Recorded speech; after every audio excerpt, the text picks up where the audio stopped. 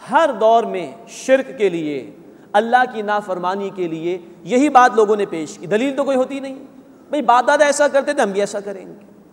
یہی آج کل ہمارے معاشرے میں بھی ہے.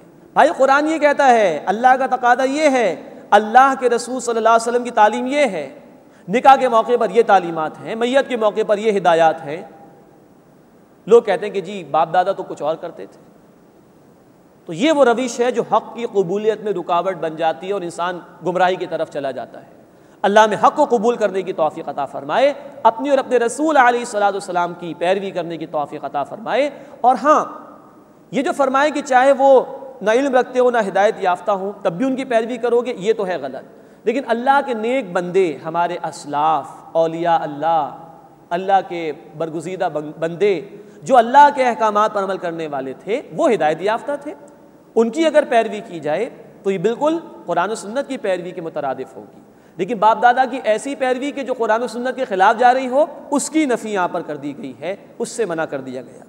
یا ایھا الذین آمنو، اے وہ لوگو جو ایمان لائے ہو، علیکم انفسکم، تم پر تمہاری اپنی ذمہ داری ہے، لا یضرکم من ضل اذا اہتدیتم، اگر تم ہدایت پر ہوگے تو جو گمراہ ہوا وہ تمہیں نقصان نہیں پہنچا سکے گا. الی اللہ مرجعکم، تم سب کو اللہ کی طرف لوٹ کر جانا ہے.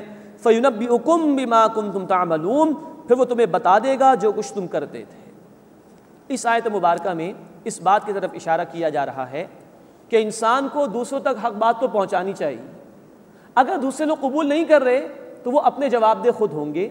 انسان پر اولاً اصل ذمہ داری اس کی اپنی ذات کی ہے.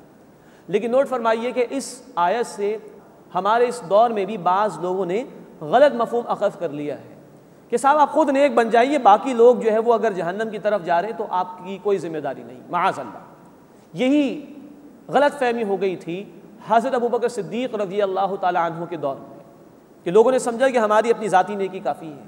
تو وہ کھڑے ہوئے اور انہوں نے خطبہ ارشاد فرمایا اور کہا کہ لوگوں تم اس آیت کا غلط مفہوم سمجھ رہے ہو، بات ایسی نہیں ہے. نیکی کا حکم دینا لازمی ہے، برائی سے منع کرنا لازمی ہے. اور پھر انہوں نے فرمایا، میں نے سنا ہے اللہ کے رسول صلی اللہ علیہ وسلم سے کہ جو لوگ برائی کو دیکھیں اور اس کو روکنے کی کوشش نہ کریں تو قریب ہے کہ اللہ تعالیٰ انہیں عذاب میں مبتلا کرے. یہ مسند احمد کی روایت ہے. تو انہوں نے نفی فرمائی لوگوں کی غلط فہمی کی اور کہا کہ نہیں، دوسروں تک بھی دین کی دعوت پہنچانی ہے، دوسروں کو نیکی کی دعوت دینی ہے. اس کے بعد اگر کوئی بات نہیں مانتا، حق کی طرف نہیں آتا، تو اس کی ذمہ داری تم پر نہیں ہوگی.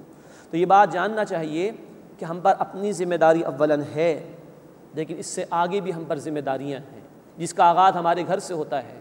سورہ تحریم آیت نمبر 6 قرآن نے کہا، قوا انفسکم واہلیکم نارا، اے ایمان والو اپنے آپ کو اور اپنے گھر والوں کو جہنم کی آگ سے بچاؤ. اپنے گھر سے ذمہ داری شروع ہوگی، دین کو دوسروں تک پہنچانا، نیکی کی دعوت کو عام کرنا، بدی سے روکنے کی کوشش کرنا. اور اس کی انتہا یہ ہے کہ یہ پوری امت مسلمہ تمام انسانیت تک اللہ کے پیغام کو پہنچائے. سورہ آل عمران آیت نمبر 110 اور سورہ آل عمران آیت نمبر 104 میں ہماری ذمہ داری بیان کی گئی، نیکی کا حکم دو، برائی سے روک. سورۃ الاعراف رکوع نمبر 21 میں ہم پڑھیں گے انشاءاللہ، جو لوگ یہ فریضہ ادا نہیں کرتے، برائی سے روکنے کا کام نہیں کرتے، وہ پھر اللہ کے عذاب سے بچائے نہیں جاتے.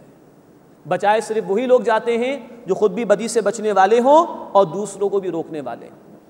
فرمایا، یا ایھا الذین آمنو، اے وہ لوگ جو ایمان لائے ہو، علیکم انفسکم، تم پر تمہاری اپنی ذمہ داری ہے، یعنی اصلاً اولاً.